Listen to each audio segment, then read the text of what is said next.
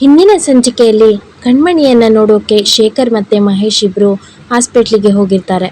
ಆದರೆ ಮಹೇಶ್ನನ್ನು ಡಾಕ್ಟರ್ ತಡೆದು ನಿಮ್ಮೊಡನೆ ಸ್ವಲ್ಪ ಮಾತಾಡಬೇಕು ಬನ್ನಿ ಅಂತ ಕರೀತಾರೆ. ಮಹೇಶ್ ಡಾಕ್ಟರ್ ಅವ್ರನ್ನ ಹಿಂಬಾಲಿಸಿ ಎದುರಿಗಿದ್ದ ಕುರ್ಚಿಯ ಮೇಲೆ ಕೂತ್ಕೊಳ್ತಾರೆ. ಡಾಕ್ಟರ್ ಮಾತಿಗಾರಂಭಿಸಿದ್ರು. ತಮ್ಮ ಹೆಸರೇನು? ಮಹೇಶ್. ಏನು ಕೆಲಸ ಮಾಡ್ಕೊಂಡಿದ್ದೀರಾ? ಅಂಗಡಿ ಇಟ್ಕೊಂಡಿದ್ದೀನಿ ಸರ್. ಮಕ್ಕಳೆಷ್ಟಿದ್ದಾರೆ? ಇಬ್ಬರಿದ್ದಾರೆ, ಕಣ್ಮಣಿ, ವಿದ್ಯಾ. ನೋಡಿ ಸರ್, ನಾನು ಈಗ ಕೆಲವು ಪ್ರಶ್ನೆಗಳನ್ನು ಕೇಳ್ತೀನಿ. ಸಂಸಾರದ ಗುಟ್ಟು ವ್ಯಾಧಿ ರಟ್ಟು ಅಂತ ಮೊದಲೇ ಗಾದೆ ಇದೆ. ಆದ್ದರಿಂದ ನಿಮ್ಮ ಮಗಳಿಗೆ ಬೇಗ ಹುಷಾರಾಗಬೇಕು ಅನ್ನೋ ಅಪೇಕ್ಷೆ ಇದ್ದರೆ ನೀವು ನನ್ನಿಂದ ಯಾವುದನ್ನು ಮುಚ್ಚಿಡದೆ ಎಲ್ಲವನ್ನೂ ಹೇಳಬೇಕು. ನೀವು ಬೇಗ ಸಹಕರಿಸಿದ್ರೆ ನಿಮ್ಮ ಮಗಳು ಕೂಡ ಬೇಗ ಹುಷಾರಾಗ್ತಾಳೆ. ಮಹೇಶ್ನ ಮುಖ ಬಿಳಿಚಿಕೊಳ್ತು, ಗಂಟಲು ಒಣಗಿತು. ಆಗಲಿ ಎಂದು ಉತ್ತರಿಸಿದರು. ಕಣ್ಮಣಿ ಹುಟ್ಟುವಾಗ ನಿಮ್ಮ ಮದುವೆಯಾಗಿ ಎಷ್ಟು ವರ್ಷ ಆಗಿತ್ತು? 5 ವರ್ಷ ಡಾಕ್ಟರ್. ನಿಮಗೆ ಮಕ್ಕಳಾಗಬೇಕು ಅನ್ನೋ ಆಸೆ ಬಹಳವಾಗಿ ಇತ್ತೆ? ಹೌದು. ತಾಯಿ ಮತ್ತು ಹೆಂಡತಿ ಮಕ್ಕಳಾಗಿಲ್ಲೋ ಅನ್ನೋ ವಿಷಯನ ಮನಸ್ಸಿಗೆ ಹಚ್ಕೊಂಡು ತುಂಬ ಕೊರಗ್ತಾ ಇದ್ರು. ಆಮೇಲೆ ಕಣ್ಮಣಿ ಹುಟ್ಟಿದ್ಲು ಡಾಕ್ಟರ್. ಓ ಹೌದಾ? ತಾಯಿ ಅಜ್ಜಿ ಇಬ್ಬರು ಸೇರಿಕೊಂಡು ಕಣ್ಮಣಿನ ತುಂಬ ಮುದ್ದಿನಿಂದ ಬೆಳೆಸಿರ್ಬೇಕಲ್ವೇ? ಹೌದು. ನನ್ನ ತಾಯಿ ಅಂತೂ ಕಣ್ಮಣಿ ಸ್ವರ್ಗದಿಂದ ಬಂದ ದೇವತೆ ಎಂದೇ ಭಾವಿಸಿದ್ರು. ಕಣ್ಮಣಿ ಬಯಸಿದ ವಸ್ತುವನ್ನೆಲ್ಲ ತಂದುಕೊಡ್ತಿದ್ವಿ. ಅವಳ ಮಾತೆ ವೇದವಾಕ್ಯವಾಗಿತ್ತು ನಮಗೆಲ್ಲ. ಅವಳ ಕಣ್ಣಲ್ಲಿ ನೀರು ಕಂಡ್ರೆ ಎಲ್ರಿಗೂ ಪ್ರಪಂಚನೇ ತಲೆ ಕೆಳಗೆ ಆಗ್ಬಿಟ್ಟಿದೆ ಅನ್ನೋಷ್ಟು ಗಾಬರಿ ಆಗ್ತಾ ಇತ್ತು, ಕಳವಳ ಆಗ್ತಿತ್ತು. ಕಣ್ಮಣಿಗೆ 5 ವರ್ಷ ವಯಸ್ಸಿದ್ದಾಗ ನನ್ನ ತಾಯಿ ತೀರ್ಕೊಂಡ್ರು. ನನ್ನ ಮಗಳಿಗೆ 7ನೇ ವರ್ಷದ ಹುಟ್ಟುಹಬ್ಬದಲ್ಲಿ ನನ್ನ ಹೆಂಡತಿ ಹಾಸಿಗೆ ಹಿಡಿದ್ಲು. ಕಡೆಗೆ ಅವಳು ತೀರ್ಕೊಂಡ್ಳು. 3 ವರ್ಷ ನಾನು ಮದುವೆ ಆಗದೆ ಹಾಗೇ ಇದ್ದೆ. ನಿಮ್ಮ ಮನಸ್ಸಿಗೆ ಬೇಸರ ಆದರೆ ನನ್ನನ್ನು ಕ್ಷಮಿಸಿ. ಕಣ್ಮಣಿಗೆ ಹುಷಾರಾಗಬೇಕು ಅಂದರೆ ನಾನು ಇದೆಲ್ಲವನ್ನು ತಿಳ್ಕೊಳ್ಳೇಬೇಕು. ಸಾರಿ ಮಹೇಶ್ ಅಂತಾರೆ ಡಾಕ್ಟರ್. ಪರವಾಗಿಲ್ಲ ಡಾಕ್ಟರ್, ನೀವೇನೇ ಕೇಳಿದ್ರೂ ನಾನು ಆನ್ಸರ್ ಮಾಡ್ತೀನಿ. ಕಣ್ಮಣಿ ತಾಯಿ ಅಂದರೆ ನಿಮ್ಮ ಮೊದಲನೇ ಹೆಂಡತಿ ಹೋದ್ಮೇಲೆ ನಿಮ್ಮ ಮಗಳನ್ನು ನೀವು ಹೇಗೆ ಬೆಳೆಸಿದ್ರಿ? ತಾಯಿ ಇಲ್ಲದ ಮಗು ಎಂದು ಅವಳಿಗೆ ವಿಪರೀತ ಸ್ವಾತಂತ್ರ್ಯ ಸಲಿಗೆ ಕೊಟ್ಟೆ. ಅವಳಿಗೆ ಬೇಕಾದದ್ದನ್ನೆಲ್ಲ ತಗೊಳ್ಳಿ ಅಂತ ಪ್ರತಿ ತಿಂಗಳು ಒಂದಿಷ್ಟು ಪಾಕೆಟ್ ಮನಿಯನ್ನು ಕೊಡ್ತಿದ್ದೆ. ಅವಳಿಗೆ ತನ್ನ ತಾಯಿ ಅಜ್ಜಿಯ ನೆನಪು ಬರ್ದಿರೋ ಥರ ನೋಡ್ಕೊಂಡಿದ್ದೆ. 3 ವರ್ಷದ ನಂತರ 2ನೇ ಮದುವೆ ಮಾಡಿಕೊಂಡೆ ಅಂತ ಹೇಳ್ತಾರೆ ತಲೆ ತಗ್ಗಿಸಿ. 2ನೇ ಹೆಂಡತಿ ಬಂದಮೇಲೂ ನಿಮ್ಮ ಮಗಳನ್ನು ನೀವು ಮೊದಲಿನ ಥರನೇ ನೋಡ್ಕೊಳ್ತಿದ್ರಾ? ಮಹೇಶ್ ತಗ್ಗಿಸಿದ ತಲೆಯನ್ನು ಮೇಲೆತ್ತಲಿಲ್ಲ. ಕಳ್ಳತನ ಮಾಡಿ ಸಿಕ್ಕಿ ಹಾಕಿಕೊಂಡ ಕಳ್ಳನಂತಿದ್ರು. ನೋಡಿ ಮಹೇಶ್, ನೀವು ಸ್ಪಷ್ಟವಾಗಿ ಯಾವುದನ್ನು ತಿಳಿಸದೆ ಹೀಗೆ ಕೂತ್ಕೊಂಡ್ರೆ ನಿಮ್ಮ ಮಗಳ ಕಾಯಿಲೆಗೆ ಕಾರಣ ಏನು ಅಂತ ಹೇಗೆ ತಿಳಿಯುತ್ತೆ ನನಗೆ? ನನ್ನ ಮನೆಯ ಪ್ರತಿಯೊಂದು ಜವಾಬ್ದಾರಿಯನ್ನು ನಾನು ನನ್ನ ಹೆಂಡತಿ ರಾಣಿಗೆ ವಹಿಸಿಬಿಟ್ಟಿದ್ದೆ ಡಾಕ್ಟರ್. ಸಂಸಾರದ ಜವಾಬ್ದಾರಿಯನ್ನು ಅವಳೇ ವಹಿಸಿಕೊಂಡ್ಳು. ನೀವು ನಿಮ್ಮ ಹೆಂಡತಿ ಮದುವೆಯಾಗಿ ಮನೆಗೆ ಬರೋಕ್ಕೆ ಮುಂಚೆ ಕಣ್ಮಣಿ ಜೊತೆ ಹೇಗೆ ನಡ್ಕೊಳ್ತಿದ್ರಿ? ನಿಮ್ಮ ಹೆಂಡತಿ ಬಂದಮೇಲೂ ಹಾಗೆ ನಡ್ಕೊಳ್ತಾ ಇದ್ರಾ? ಅಲ್ಲ, ಏನಾದರೂ ಸ್ವಲ್ಪ ಬದಲಾವಣೆ ಆಗಿತ್ತಾ?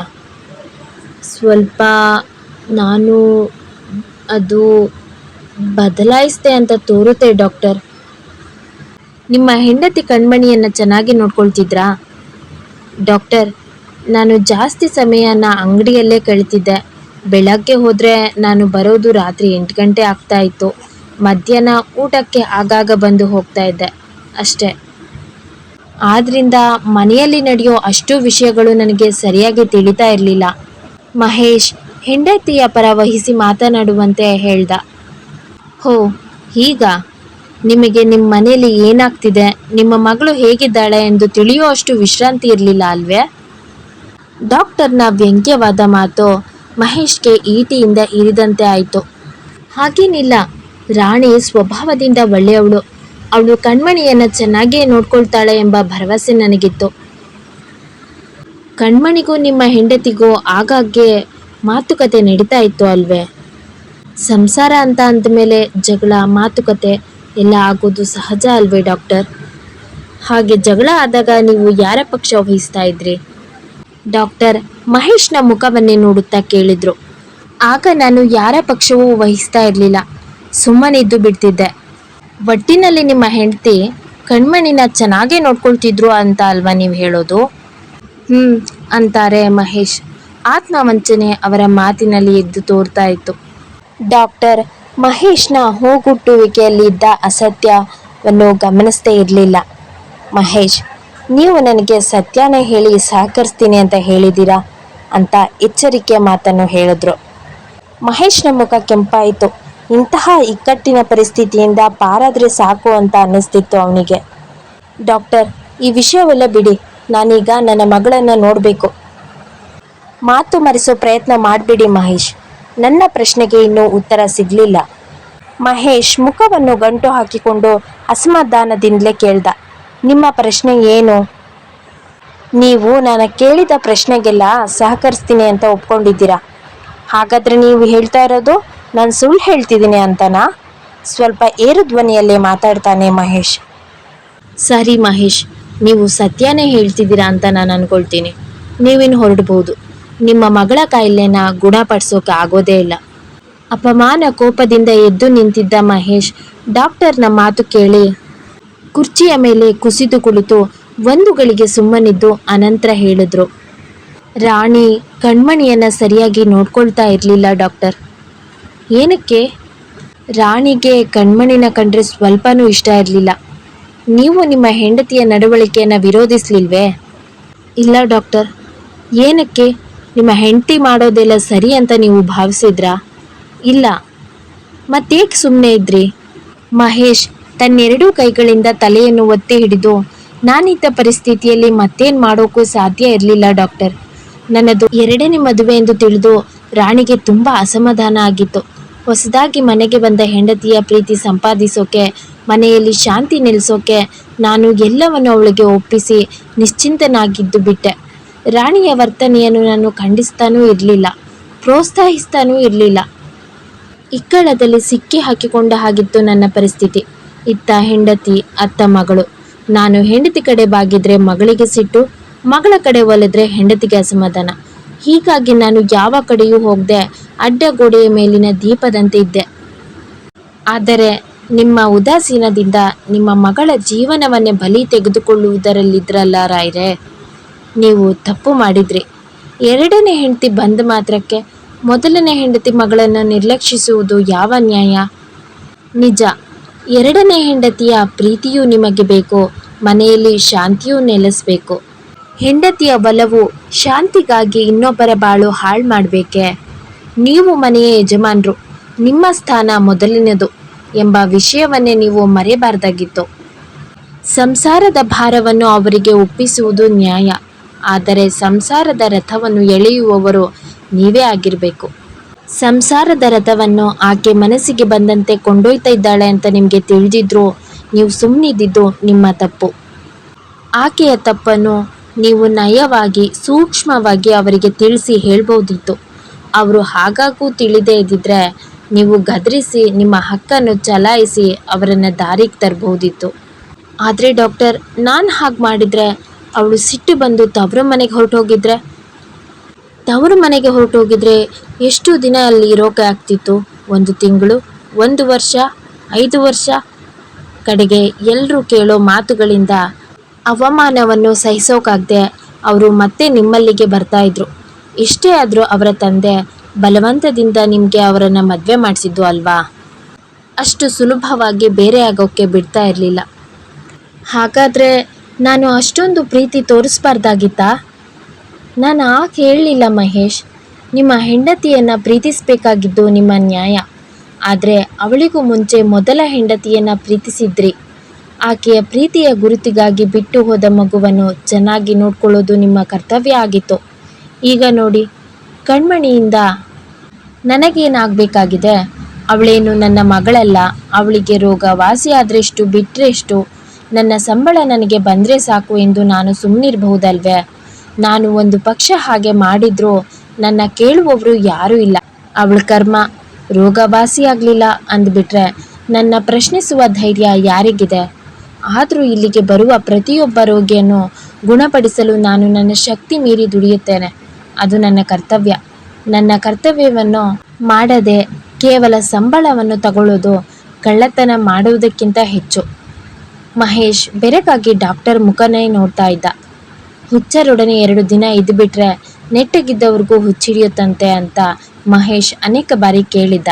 ಆದರೆ ಡಾಕ್ಟರ್ ದೊಡ್ಡ ವೇದಾಂತಿಯಂತೆ ಮಾತಾಡ್ತಿರೋದು ನೋಡಿ ಮಹೇಶ್ಗೆ ಡಾಕ್ಟರ್ ಮೇಲೆ ಗೌರವ ಮೂಡ್ತು. ಡಾಕ್ಟರ್ ತಮ್ಮ ಮಾತನ್ನು ತಟ್ಟನೆ ನಿಲ್ಲಿಸಿ, ಕ್ಷಮಿಸಿ, ಏನೇನೋ ಮಾತಾಡ್ಬಿಟ್ಟೆ. ಅಂದ ಹಾಗೆ ನಿಮ್ಮ ಹೆಂಡತಿ ಹತ್ರನೂ ನಾನು ಸ್ವಲ್ಪ ಮಾತಾಡೋದಿದೆ. ಅವರನ್ನು ಯಾವಾಗ ಕರ್ಕೊಂಡು ಬರ್ತೀರಾ? ನಿಮಗೆ ಯಾವಾಗ ಸಮಯ ಇದೆ ಅಂತ ಕೇಳ್ತಾರೆ ಮಹೇಶ್. ಮುಂದಿನ ವಾರ ಶೇಖರ್ ಜೊತೆ ಬರಲಿ. ಮರಿಬೇಡಿ, ನಾನೇನಾದರೂ ಸ್ವಲ್ಪ ಒರಟಾಗಿ ಮಾತಾಡಿದ್ರೆ ಕ್ಷಮಿಸಿ. ನಿಮ್ಮ ಮಗಳ ಹಿತಕ್ಕಾಗೆ ಅಂತ ಭಾವಿಸಿ ಅಂತಾರೆ ಡಾಕ್ಟರ್. ನಿಮ್ಮ ಮಗಳ ಮೇಲೆ ನಿಮಗಿನ್ನೂ ಪ್ರೀತಿ ಇದೆ, ಆದ್ದರಿಂದಲೇ ನೀವು ಎಲ್ಲವನ್ನು ಮರೆಮಾಚದೆ ತಿಳಿಸಿದ್ರಿ ಎನ್ನುತ್ತಾ ಡಾಕ್ಟರ್ ಕೈ ನೀಡಿದರು. ಮಹೇಶ್ ಕೈಯನ್ನು ಕುಲುಕಿ, ಆಗಲಿ ಡಾಕ್ಟರ್, ನಾನಿನ್ನು ಬರ್ತೇನೆ ಅಂತ ಹೇಳಿ ರೂಮಿನಿಂದ ಹೊರಗೆ ಬಂದರು. ಮಹೇಶ್ ವಿಸಿಟರ್ಸ್ ರೂಮಿನೊಳಗೆ ಬಂದಾಗ ಶೇಖರ್ ಮತ್ತು ಕಣ್ಮಣಿ ಇಬ್ಬರು ಮಾತಾಡ್ತಲೇ ಇದ್ರು. ಮಹೇಶ್ ಕಣ್ಮಣಿಯ ಬಳಿಗೆ ಹೋಗಿ ಅವಳ ತಲೆ ಸವರಿ, ಹೇಗಿದೆಯಾ ಕಣ್ಮಣಿ ಅಂದರು. ಕಣ್ಮಣಿ ತಲೆ ಎತ್ತಿ ಮಹೇಶ್ನ ಕಡೆ ನೋಡಿದ್ಲು. ಪರಿಚಿತ ಮುಖ, ಆದರೂ ಯಾರೆಂಬುದು ಸರಿಯಾಗಿ ತಿಳಿತಾ ಇಲ್ವಲ್ಲ. ಹುಷಾರಾಗಿದ್ದೀನಿ ಅಂದ್ಲು. ನಿಮ್ಮ ತಂದೆ ಕಣ್ಮಣಿ, ನಿಮ್ಮ ತಂದೆ. ಕಣ್ಮಣಿಯ ಮುಖದ ಮೇಲೆ ಮೂಡಿದ ಅನುಮಾನವನ್ನು ಗ್ರಹಿಸಿ ಶೇಖರ್ ಹೇಳಿದ್ದ, ನಿಮ್ಮ ತಂದೆ ಕಣ್ಮಣಿ. ಮತ್ತೊಂದು ಬಾರಿ ಮಹೇಶ್ನ ಕಡೆ ನೋಡಿದ್ಲು ಕಣ್ಮಣಿ. ಹೌದು ಕಣ್ಮಣಿ, ನನ್ನಾಗಲೇ ಮರ್ತು ಬಿಟ್ಯಾ? ಮಹೇಶ್ ಉದ್ವೇಗದಿಂದ ದುಃಖದಿಂದ ಮಾತಾಡ್ದ.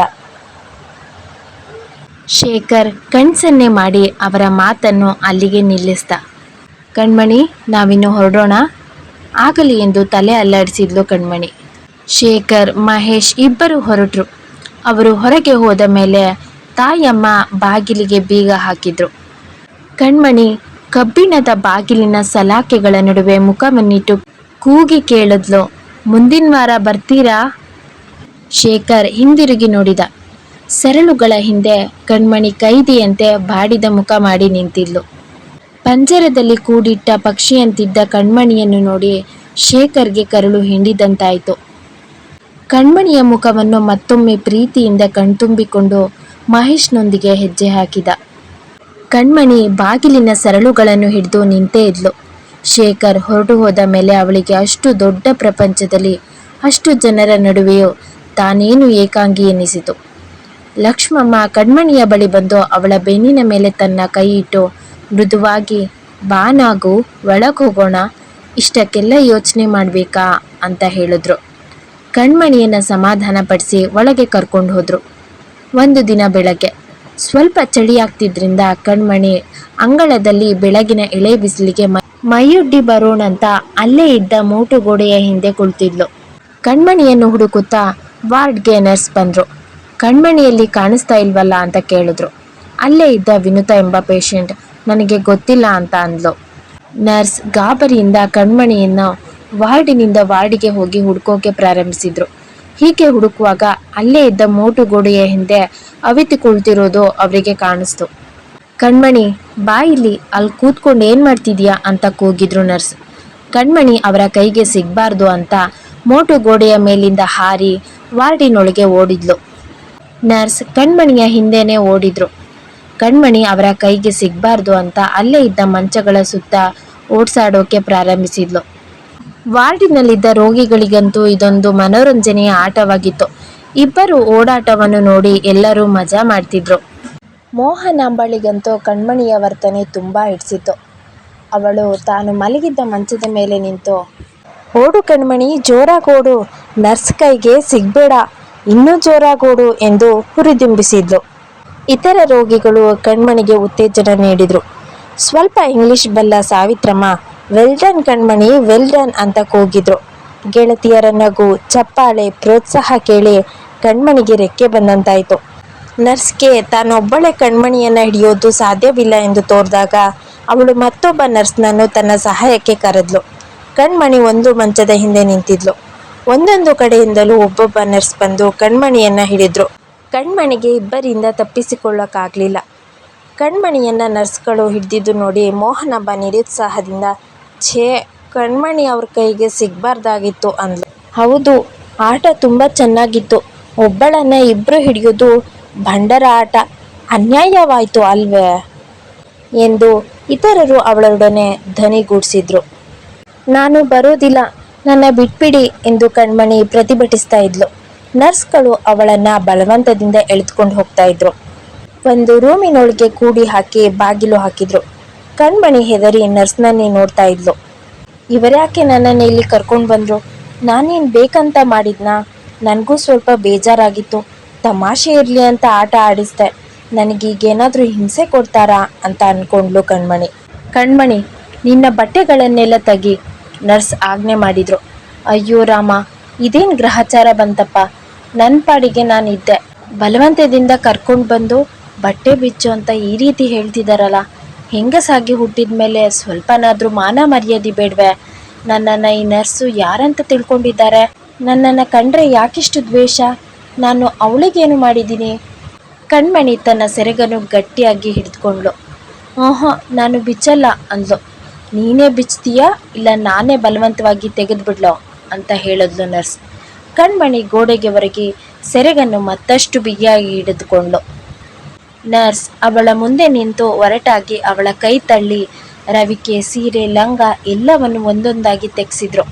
ಕಣ್ಮಣಿ ನಾಚಿಕೆಯಿಂದ ಚಳಿಯಿಂದ ಕುಗ್ಗಿ ದೇಹವನ್ನೆಲ್ಲ ಒಂದು ಹಿಡಿ ಮಾಡಿಕೊಂಡು ಮೂಲೆಯಲ್ಲಿ ನಿಂತಳು. ನರ್ಸ್ ಕಣ್ಮಣಿಯ ಕೈ ಹಿಡಿದು ಟಬ್ಬೊಂದರ ಬಳಿಗೆ ಎಳೆದುಕೊಂಡು ಹೋಗಿ ನಿಲ್ಲಿಸಿ, ಈ ಟಬ್ಬಿನಲ್ಲಿ ಕುಳಿತುಕೋ ಅಂತ ಅಂದರು. ಕಣ್ಮಣಿಗೆ ಗಾಬರಿಯಲ್ಲಿ ನೀರು ತುಂಬಿದ ಟಬ್ಬು ಒಂದು ಬಾವಿಯಂತೆ ಕಾಣಿಸ್ತು. ಅಯ್ಯೋ, ನನ್ನನ್ನು ಬಾವಿಯಲ್ಲಿ ತಳ್ಳಬೇಡಿ, ಇನ್ಮೇಲೆ ನೀವು ಹೇಳ್ದಾಗೆ ಕೇಳ್ತೀನಿ ಅಂತ ಕೂಗಿದ್ಲು ಕಣ್ಮಣಿ. ನರ್ಸ್ ಕಣ್ಮಣಿಯನ್ನು ಬಲವಂತವಾಗಿ ಎತ್ತಿ ನೀರಿನ ಟಬ್ಬಿನೊಳಗೆ ಕೂರಿಸಿದ್ಲು. ಕಣ್ಮಣಿ ಕೈಕಾಲು ಬಡಿಯುತ್ತಾ ನೀರಿನಿಂದ ಮೇಲೆದ್ದು ಬರಲು ಯತ್ನಿಸಿದ್ಲು. ಆದರೆ ಇನ್ನೊಬ್ಬ ನರ್ಸ್ ಅವಳು ಮೇಲೆ ಬಾರದಂತೆ ಅವಳನ್ನು ತಡಿತಾ ಇದ್ಲು. ನೀರು ದೇಹಕ್ಕೆ ಹಿತವನ್ನುಂಟು ಮಾಡುವಷ್ಟು ಬಿಸಿಯಾಗಿದ್ರೂ ಕಣ್ಮಣಿ ಕೈಕಾಲನ್ನು ರಪರಪನೆ ಬಡಿಯುತ್ತಾ ತಲೆಯನ್ನು ಅತ್ತಿಂದಿತ್ತ ಅಲುಗಾಡಿಸೋಕೆ ಶುರು ಮಾಡಿದ್ಲು. ನರ್ಸ್ ದಪ್ಪದಾದ ಕಂಬಳಿಯೊಂದನ್ನು ತಂದು ಟಬ್ಬಿನ ಮೇಲೆ ಮುಚ್ಚಿದ್ಲು. ಕ್ರಮೇಣ ಕಣ್ಮಣಿಯ ಚೀರಾಟ, ಪ್ರತಿಭಟನೆ ಎಲ್ಲವೂ ಕ್ರಮೇಣವಾಗಿ ನಿಲ್ಲುತ್ತಾ ಬಂತು. ಸ್ವಲ್ಪ ಹೊತ್ತಿನ ನಂತರ ಕೈಕಾಲು ಆಡಿಸೋಕು ಶಕ್ತಿ ಅವಳಿಗೆ ಇರಲಿಲ್ಲ. ಕಣ್ಮಣಿ ಸುಸ್ತಾಗಿ ಟಬ್ಬಿಗೆ ತಲೆ ಒರಗಿ ಹಾಗೇ ಕಣ್ಮುಚ್ಚಿ ನಿದ್ರಿಸೋಕೆ ಪ್ರಾರಂಭಿಸಿದ್ಲು. ಶೇಖರ್ನನ್ನು ಕಂಡು ಖುಷಿಯಾಗಿದ್ದ ಈ ಜೀವಕ್ಕೆ ಮತ್ತೆ ಈ ನರ್ಸ್ಗಳಿಂದ ತೊಂದರೆ ಉಂಟಾಗಿತ್ತು. ಕಣ್ಮಣಿಯ ಬದುಕು ಮುಂದೆ ಹೇಗೆ? ಕತೆ ಮುಂದುವರಿಯುತ್ತೆ. ಯಾರೆಲ್ಲ ಸ್ಟೋರಿನ ಫಸ್ಟ್ ಟೈಮ್ ಕೇಳ್ತಾ ಇದ್ದೀರಾ, ಪ್ಲೀಸ್ ನನ್ನ ಚಾನಲ್ಗೆ ಈಗಲೇ ಸಬ್ಸ್ಕ್ರೈಬ್ ಆಗಿ, ಲೈಕ್, ಶೇರ್, ಕಮೆಂಟ್ ಮಾಡಿ. ಕಡೆ ತನಕ ಕಥೆಯನ್ನು ಕೇಳಿದ್ದಕ್ಕೆ ನಿಮಗೆಲ್ಲ ತುಂಬಾ ಧನ್ಯವಾದಗಳು.